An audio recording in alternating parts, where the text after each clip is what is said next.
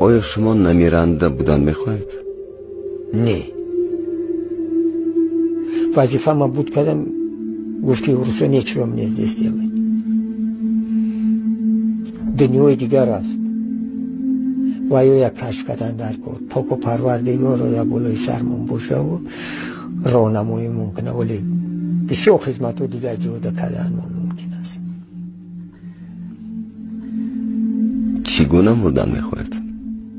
از کودکی موسفیدو میگفتن، من میشنیدم یک کلمه گپشون معقول بود، میگفته پاک و پروردگارا مده دولت پیری بته و مرگی با آب و رو انمی چی منه.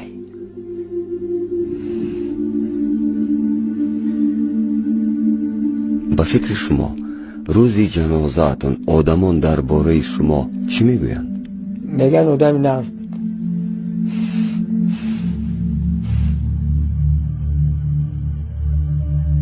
اگر در آن دنیا با خداوند بخورید با او چی میگوید؟ میگم در نام پاکت بمیرم، خیریت پیش تو ما.